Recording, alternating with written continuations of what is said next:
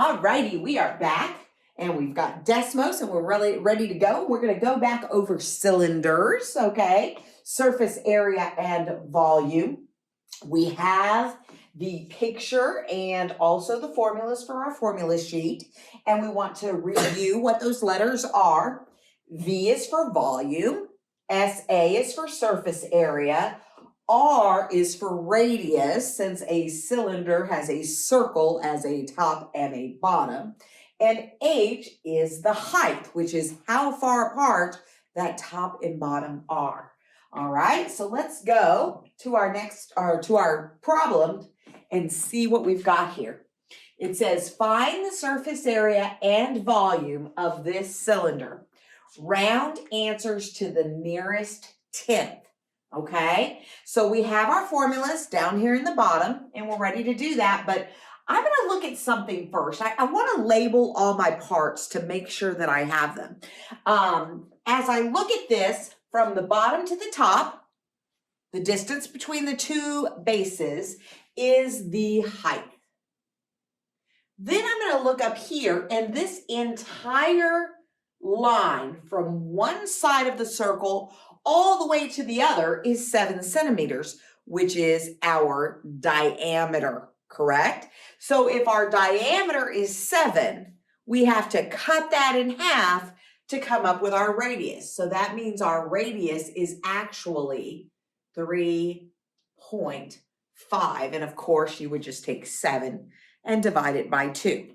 Okay, so now we have everything we need. We have our radius and our height, and we just need to go ahead and plug into these formulas. So we're going to do it in Desmos the way we showed you before for rectangular prisms. And we're going to type in the formula for volume, which is pi r squared h. Then we're going to go to the next line and we're going to give each letter a value according to the problem. So R, our radius, was 3.5, and H, our height, is 9. And if you look right there, that automatically gives you the volume, which is 346.4 centimeters cubed.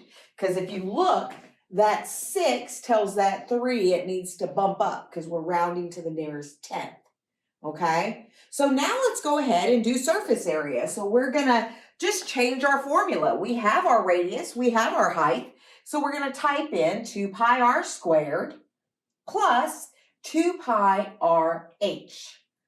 And lo and behold, Desmos again gives us our surface area, which is 274.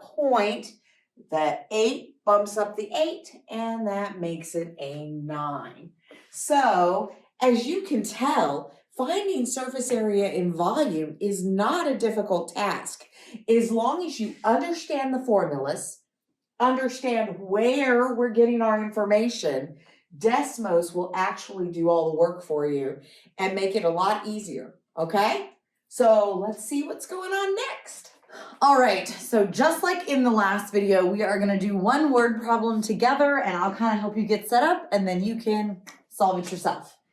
So this says, Natasha, our good old worker here with her hard hat on, bought a gallon of paint in a cylindrical can.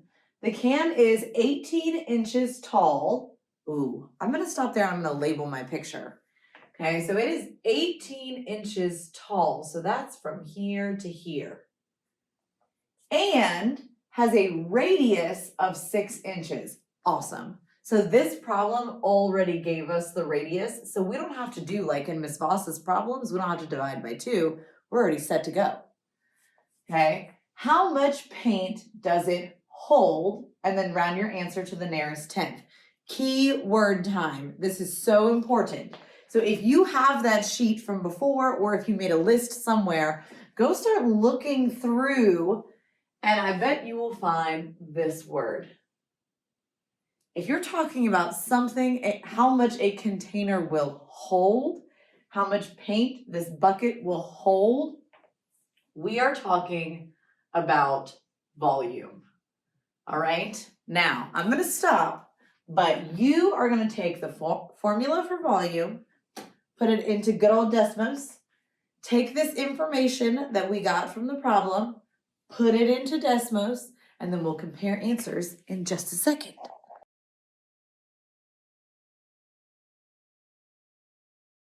Ta-da! All right, so take a minute to compare, see if this is how you put things in, and if this is the answer that you got. All right, this time, unlike rectangular prisms, it does matter which is which. So the radius was 6, it said in the problem right here, and we labeled it in our picture. And the height was 18, and if you plug all of that in correctly, you get 2,035.8 inches cubed. Right? And that's the end of cylinders. The next time we see you, it's going to be for a brand new shape.